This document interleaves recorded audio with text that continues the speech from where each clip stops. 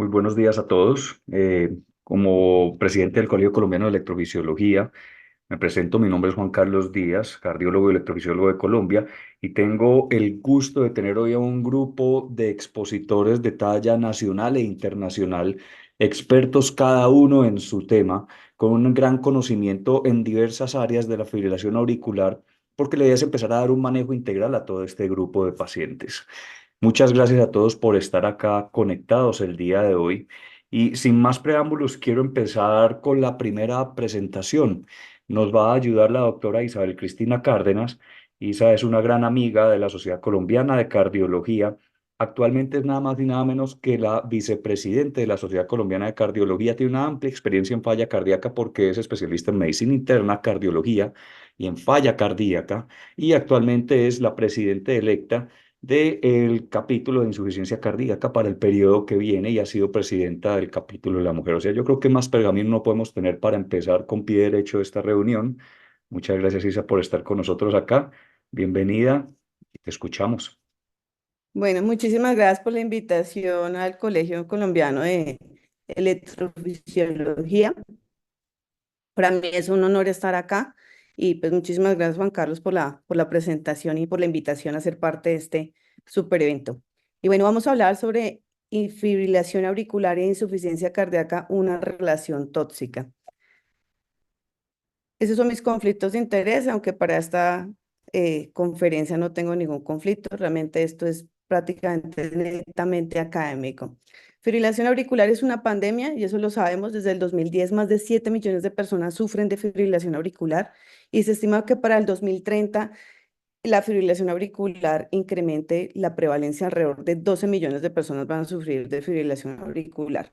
La incidencia también ha aumentado de 1,2 millones para el 2010 a 2,6 millones para el 2030.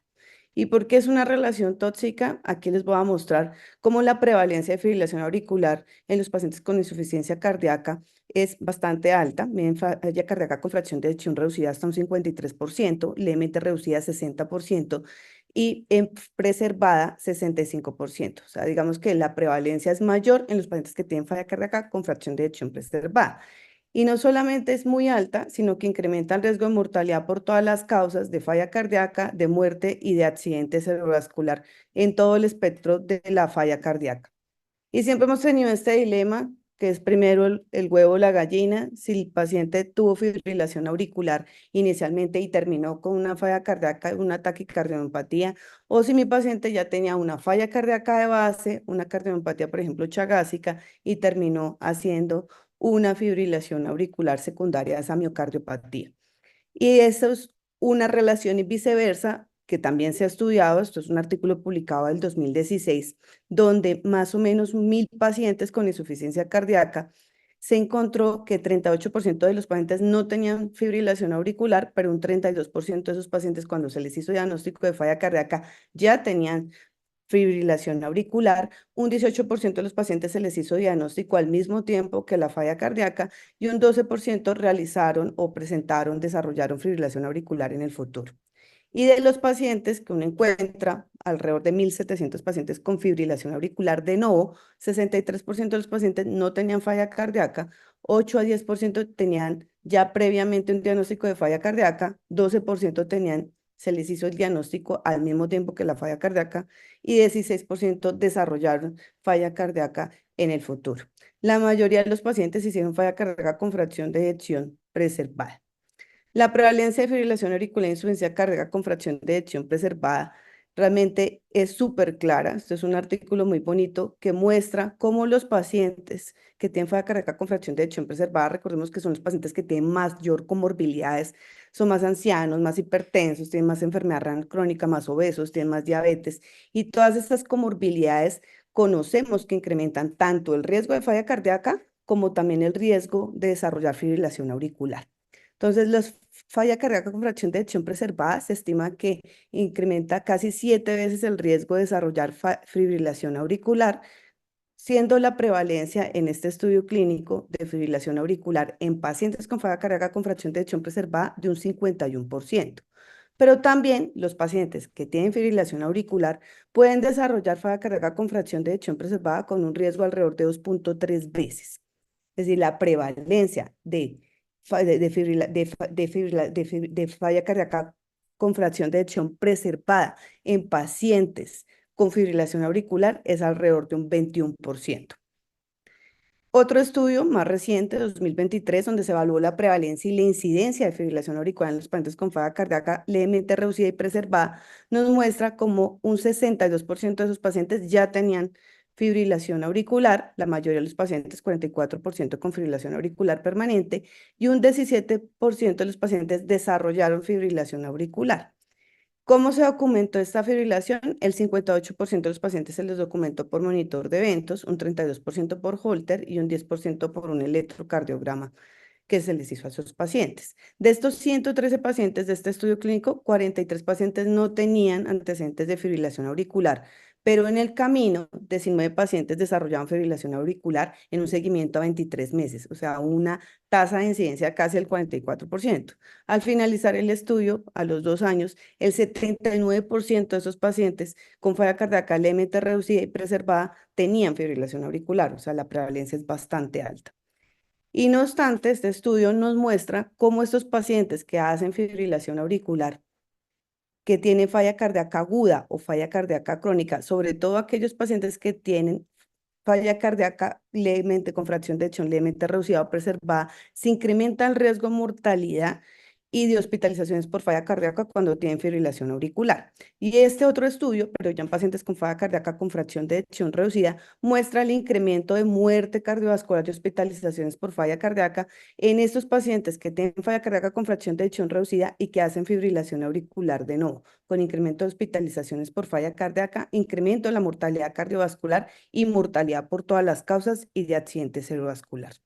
¿Cuáles son estos mecanismos? El paciente que tiene falla cardíaca pues hace elevaciones de las presiones a nivel de la aurícula izquierda, eso aumenta la endotelina 1, se genera fibrosis y aumento de la cicatriz a nivel de la aurícula izquierda, lo que va a hacer es que se acorte el periodo refractario auricular con un enlentecimiento de la velocidad de conducción a nivel de la aurícula izquierda. Por otro lado, la falla cardíaca aumenta la actividad del sistema simpático con activación del sistema renina-angiotensina-aldosterona, aumenta la angiotensina 2, aumento de la aldosterona y el aumento del factor de crecimiento endotelial, lo que va a generar también aumento de las presiones del llenado y todo lo que habíamos hablado. Hay un aumento también de los péptidos natriuréticos en estos pacientes y una disminución de los canales de calcio a nivel pues, de la aurícula, con una disminución de la entrada o de la despolarización celular a nivel de la aurícula también, lo que va a llevar pues, a un aumento o un retraso de las despolarizaciones a nivel auricular y pues, va a generar pues, fibrilación auricular en general en estos pacientes. Sabemos que estos pacientes con este incremento de las presiones a nivel auricular se genera una miopatía auricular que va progresando hasta que el paciente pues realiza fibrilación auricular. Los mecanismos hemodinámicos que vinculamos que la fibrilación auricular genera miopatía de la aurícula izquierda, lo que va a generar dilatación de la aurícula izquierda, una alteración de la compliance a nivel de la aurícula izquierda, fibrosis de la aurícula izquierda, va a haber crecimiento de la aurícula izquierda que va a llevar pues también a insuficiencia mitral funcional atrial. Hay una disminución del llenado del ventrículo izquierdo, pues, por una disminución de la patada auricular que disminuye el gasto cardíaco en esos pacientes, un aumento de la presión en cuña, pues que va a llevar a falla cardíaca en estos pacientes. ¿Cuál es el tratamiento de la fibrilación auricular en pacientes con insuficiencia cardíaca? Entonces, aparte de que tenemos que evaluar todos los factores de riesgo que ya conocemos, hipertensión, diabetes, obesidad, apnea del sueño, y que debemos tratar de forma adecuada todas estas comorbilidades en los pacientes que tienen falla cardíaca con fracción de eyección reducida, y eso lo recomiendan las guías, pues tienen que recibir los 4 fantásticos que ya todos conocemos, ARNI, beta bloqueados, antagonistas mineralocorticoides, inhibidores de CGLT2 y cambios de estilo de vida. En falla cardíaca con fracción de eyección preservada, pues digamos que la evidencia es diferente. Sabemos que, por ejemplo, el estudio Paragon no fue significativo, fue un estudio neutro, pero por ejemplo en algunas poblaciones como fracción de detección por debajo de 57% o mujeres se pueden beneficiar del uso de sacubitril valsartán. Los antagonistas de mineralocorticoides en el estudio TOCAP, sabemos que también fue un estudio neutro, pero que se benefician también las mujeres y sobre todo los pacientes que tienen falla cardíaca con fracción de detección preservada que han tenido signos congestivos. Entonces, son pacientes que también hay que tratarlos de forma adecuada. Por otro lado, ya viene el tercer paso, que es definir si el paciente es o no candidato a una ablación por catéter. Y la ablación por catéter siempre se debe considerar para mejorar la sobrevida y reducir las hospitalizaciones de falla cardíaca, con una clase 2A. En pacientes con falla cardíaca con fracción de ejecución reducida, si uno toma la decisión de hacer un control de ritmo a ese paciente, la amiodarona pues es el indicado. Y la ablación porque esta tiene una indicación dosada, tanto para fallado a la terapia médica, pues ya incrementa incluso a 1A la indicación en estos pacientes. Sabemos que en los pacientes con falla cardíaca con fracción de ejecución reducida que están en sinusal, hay una reducción significativa de mortalidad en los pacientes con falla cardíaca con fracción de eyección reducida que se tratan con beta bloqueadores en los diferentes estudios clínicos. Pero en los pacientes, en este metaanálisis, en pacientes con fibrilación auricular, esta reducción de la mortalidad pues ya no está significativa, ni tampoco hay reducción de hospitalizaciones por falla cardíaca. Entonces la fibrilación auricular realmente sí cambia el curso natural de la enfermedad de los pacientes con falla cardíaca con fracción de eyección reducida.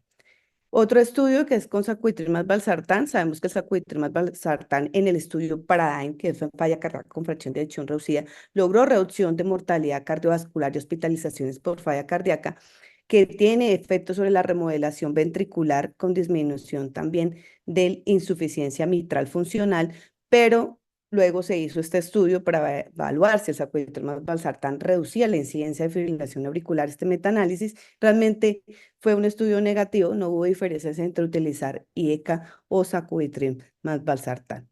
Pero otro estudio clínico que se realizó con sacubitril más valsartán en pacientes que tenían hipertensión, que tenían fibrilación auricular persistente y que se habían llevado a ablación, sí hubo una disminución de la recurrencia de fibrilación auricular en los pacientes que tenían falla cardíaca con un beneficio mayor en los pacientes que recibían sacubitril más valsartán. Persistían más en ritmo sinusal los pacientes que recibían sacubitril más valsartán versus los que recibían IECA.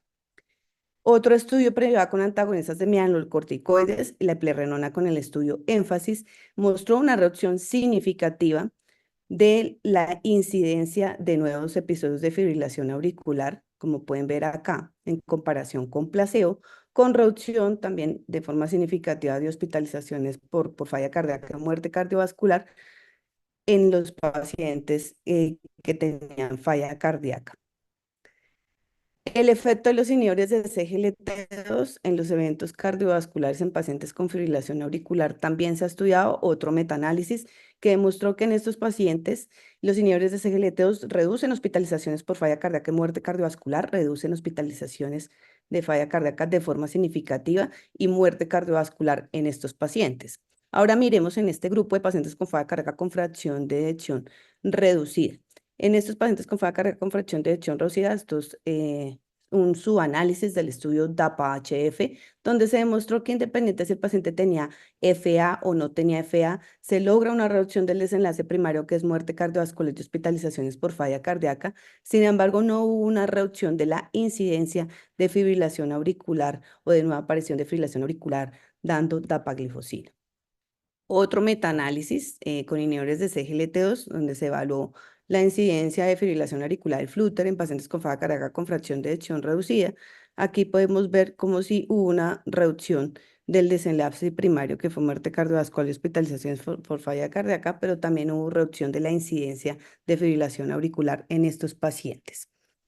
Otro estudio que fue con empaglifosina, pero eso es parte del estudio Emperor Preserve, esto es un subanálisis del Emperor Preserve, recordemos que eso fue en falla cardíaca con fracción de eyección por encima de 40%, Recordemos que la prevalencia de fibrilación auricular en este grupo fue alrededor de 52% en este estudio clínico, que es el Imperor Precer. Y miren acá cómo independiente que si el paciente tenía fibrilación auricular o no, si hubo una reducción significativa de hospitalizaciones por falla cardíaca, muerte cardiovascular, independiente si tenía fibrilación auricular o no. Que si hay implicaciones de la fibrilación auricular sobre la terapia médica en los pacientes con falla cardíaca, aquí podemos ver como si el paciente que recibe beta bloqueador pues no reduce la mortalidad cuando se tiene fibrilación auricular, pero sí hay una disminución de la incidencia de fibrilación auricular, por ejemplo, con beta bloqueadores. Y así, pues digamos que aquí en este cuadro pueden ver como las diferencias entre las diferentes terapias en cuanto a mortalidad, si se afecta o no cuando el paciente tiene fibrilación auricular o no. Realmente los invito a que lean este artículo, es muy bonito. Siempre hemos tenido la discusión de si el control del ritmo, porque hemos tenido unos estudios muy negativos que son más viejitos y otros estudios pues que no son tan negativos, o si el control de la frecuencia. Dentro de los estudios viejitos está el estudio AFIR y el estudio RACE, que realmente no demostró diferencia entre control del ritmo o control de la frecuencia en pacientes con disfunción ventricular o con falla cardíaca. Por ejemplo, en el estudio AFIR no hubo reducción de mortalidad eh, cardiovascular global, ni tampoco hubo reducción de hospitalizaciones por falla cardíaca, independiente si el paciente se le daba control de frecuencia o control del ritmo, y lo mismo pasó con el estudio RACE, donde no hubo diferencias en cuanto a la mortalidad en estos grupos. Que si podemos utilizar digoxina para controlar la frecuencia cardíaca de estos pacientes. Ese es el estudio RAY-EF que evaluó digoxina versus beta bloqueadores. Lo que principalmente aquí se quiso evaluar el desenlace primario mejoría de la calidad de vida. Se incluyeron más de 160 pacientes, entre utilizar digoxina o utilizar beta bloqueador en estos pacientes. En cuanto a la clase funcional, sí hubo una mejoría de la clase funcional en el grupo que recibió digoxina. No hubo diferencias en cuanto a el control de la frecuencia cardíaca entre digoxina o beta bloqueador. No hubo tampoco diferencias en cuanto a la mejoría de la fracción de eyección. Sí hubo menos niveles de NT-proBNP en el grupo que recibió digoxina. Hubo menos eventos adversos, que fue algo como curioso de este estudio con digoxina, y menos eventos cardiovasculares en los pacientes que recibieron digoxina. Sin embargo, pues tenemos que tener en cuenta pues que en algunos estudios la digoxina mostraba incluso incremento de la mortalidad, sobre todo si no se controlan los niveles de digoxina en esos pacientes, y sobre todo las mujeres son las más afectadas en ese grupo. Y control de ritmo versus control de frecuencia. Otro estudio clínico publicado en el 2018, más de 1.000 pacientes, falla cardíaca con fracción de eyección reducida por debajo de 35%.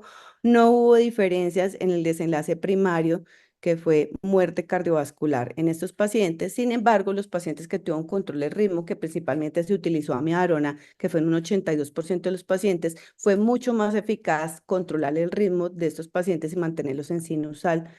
La fibrilación auricular, que inicialmente tenían un 54% de los pacientes, se disminuyó a un 23%, se mantuvo en ritmo sinusal. Otro estudio, que es el estudio ISAFNEP 4 Trial, es el estudio que evaluó de forma temprana los pacientes con fibrilación auricular. Se incluyeron más de 2.000 pacientes con fibrilación auricular de diagnóstico reciente, o sea, menos de un año. El 56% de estos pacientes tenían falla cardíaca con fracción de eyección preservada. Se les hizo un seguimiento a 5 años, y lo que se evaluó es si el control del ritmo o el tratamiento normal, pues que era beta bloqueador y manejo médico, era mejor en cuanto al desenlace primario, que fue un compuesto de muerte cardiovascular, accidente cerebrovascular y hospitalizaciones por empeoramiento de falla cardíaca o síndrome coronario agudo. En estos pacientes sí hubo una reducción significativa de este desenlace primario, entonces hubo mayor control del ritmo en los pacientes que recibieron estas terapias de control de ritmo. La mayoría de los pacientes recibieron en un 35% flecainida, y un 20% de los pacientes recibieron amiodarona. Entonces, sí hubo mayor control del ritmo en los pacientes con reducción del desenlace. Entonces, parece que coger más tempranos estos pacientes que tienen falla con fracción de eyección preservada, o bueno, reducida también, porque había también pacientes con reducida, antes de un año es beneficioso para estos pacientes para control del ritmo. En cuanto a este estudio clínico, se me había olvidado decirles, hubo un 8% de los pacientes que habían recibido terapia también de control del ritmo con ablación y a los 2 años casi un 20% habían tenido ablación también como parte del control del ritmo de estos pacientes. En este mismo estudio clínico se evaluó 798 pacientes. Aquí podemos ver el gran porcentaje de pacientes con falla cardíaca con fracción de ejecución preservada, pero también había en intermedia y reducida.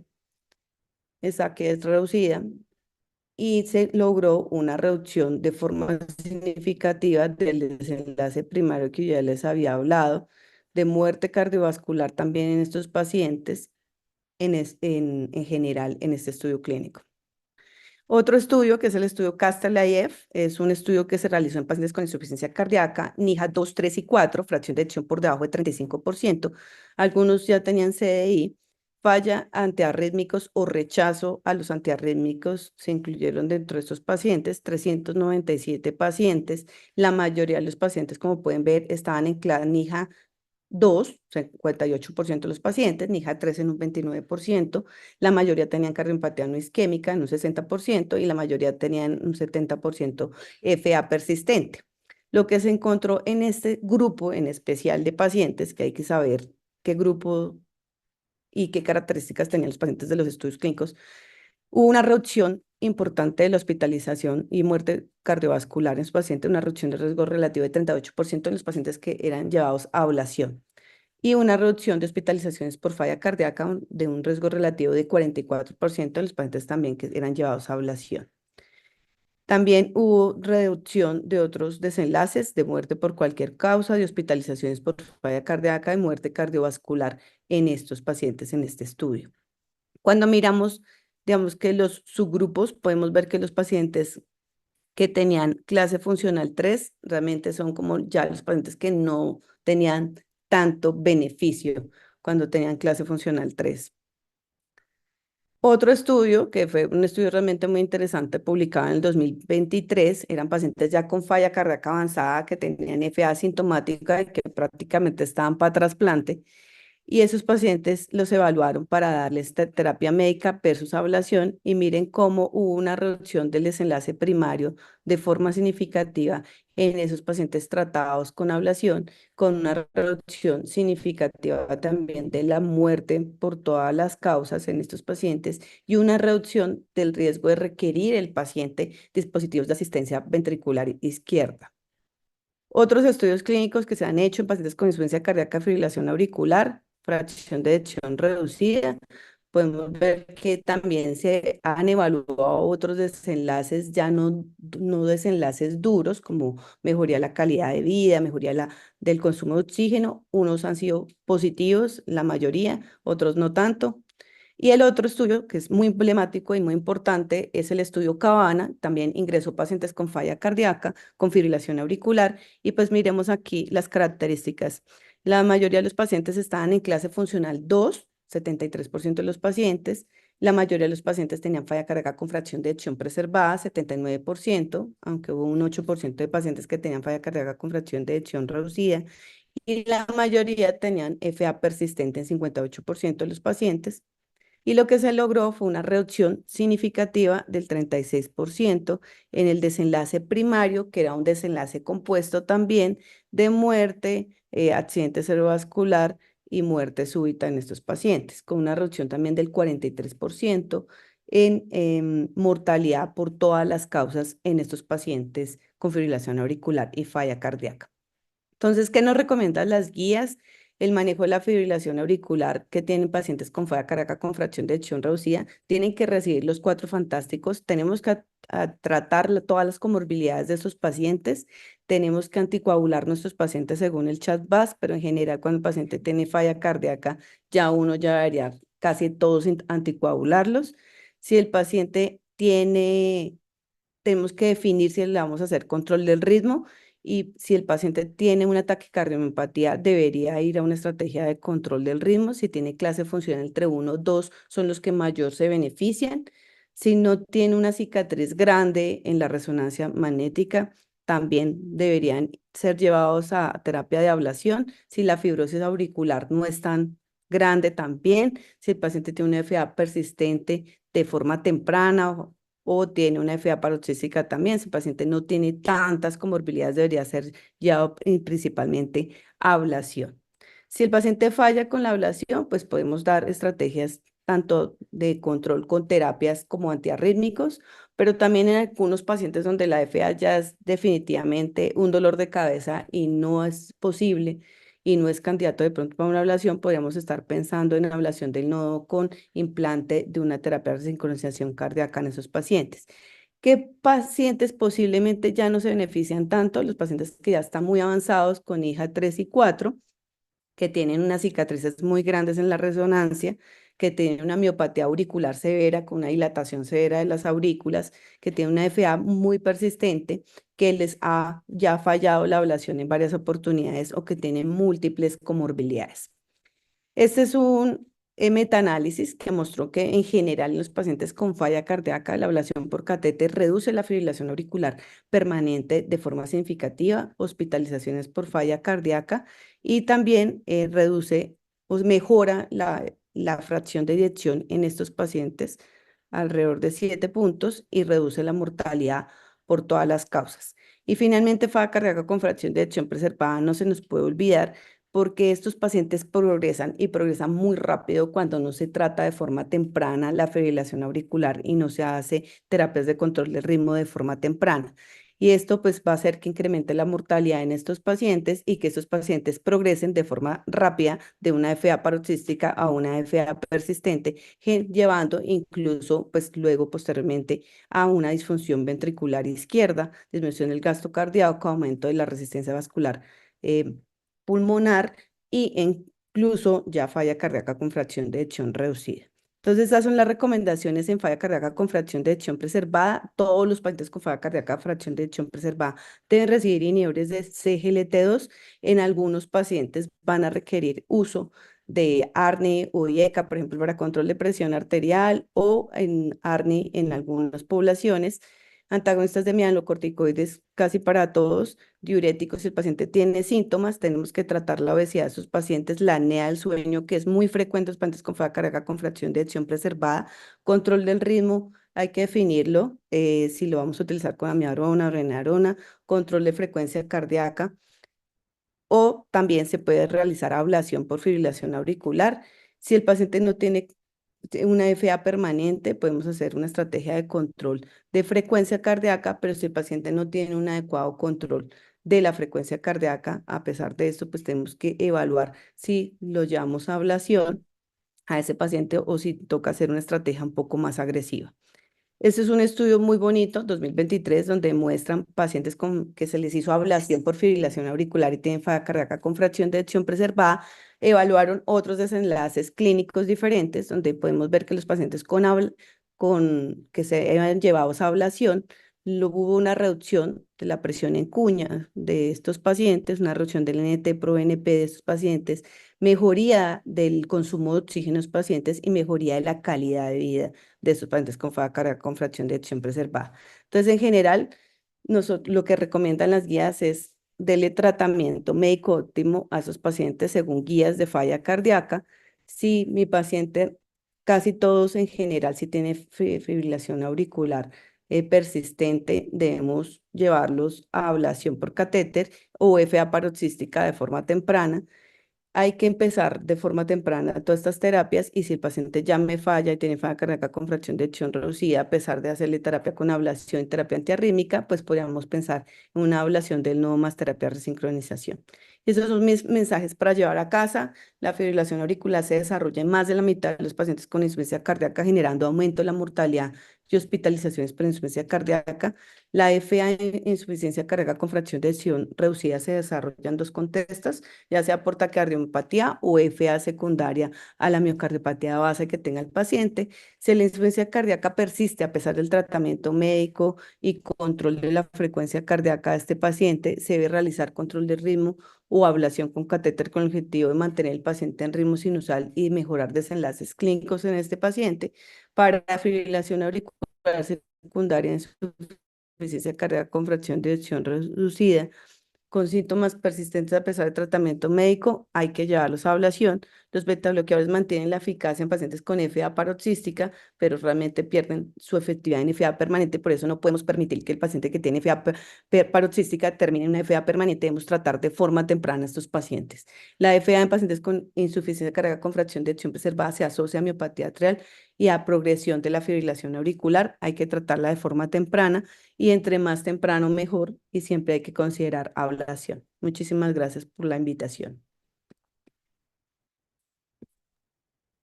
Bueno, Isa, muchas gracias por esta excelente revisión de todo esto que ha cogido muchísima fuerza por todos estos estudios que has hablado. Tradicionalmente hemos manejado la fibrilación auricular basado en estudios de hace 20 años y ya con esta nueva evidencia sabemos que el uso de otras intervenciones, obviamente nada va a reemplazar la terapia médica. Y voy a aprovechar y te voy a robar 2 minutitos ahorita para responder unas preguntas. Nada reemplaza la terapia médica, pero cada vez gana más fuerza el aislamiento de venas pulmonares aún en pacientes muy enfermos, como el caso de HTX que mostraste. Y de hecho hay presentaciones en las que dicen, mire, este podría ser el quinto fantástico. O sea, darle el manejo médico, pero considerar el aislamiento de venas pulmonares de manera temprana aún en pacientes muy enfermos. Y si ya definitivamente decimos que no, una estrategia de Ablate and Pace, como contaste de la PAF, es extremadamente importante. Hay muchas preguntas y voy a tomarme el tiempo de responder algunas acá porque esta interacción creo que va a ser muy interesante. Particularmente están preguntando sobre los medicamentos, si crees que deberíamos empezarlos de manera más temprana, estar muy pendientes de ellos. Yo creo que en tu charla ha quedado claro de que sí, los GLP-1, los ISGLT1, ISGLT, perdón, pero están preguntando mucho por eso. Y la otra pregunta que hacen es, ¿qué tanta disponibilidad hay de aislamiento de venas pulmonares en Colombia? Esa sí la puedo responder yo. Hacemos muchísimos aislamientos de venas pulmonares, tenemos todo ese tipo de tecnología, así que pueden mandar a sus pacientes tranquilamente. Pero cuéntanos un poquito sobre el inicio temprano de medicamentos para prevenir la progresión de fibrilación auricular y eso, ahí en 2 minutitos. Qué pena robarte más tiempo. No, no, no te preocupes. Realmente hay una cosa que es importante, es que nosotros debemos empezar con la prevención primordial. O sea, digamos que si hay médicos internistas o médicos de atención primaria ahí detrás de esas cámaras, yo quiero que entiendan que hay que tratar de forma adecuada todas las comorbilidades. Tenemos que tratar bien la hipertensión, la diabetes, la apnea del sueño. Tenemos que buscar tamizaje de apnea del sueño. Los pacientes Se te está cortando uno un poquito. nunca les gusta que si el paciente hay que averiguar todo esto porque estas son las... Ok, entonces tratamiento de todas las comorbilidades es lo primordial para todos los pacientes, tanto el paciente que tiene fibrilación auricular que todavía no es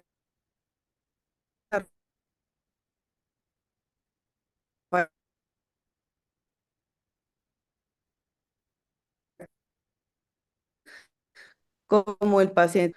Después de eso, hay que empezar de forma temprana la terapia médica óptima de estos pacientes. Acá con fracción, de fracción de los cuatro fantásticos.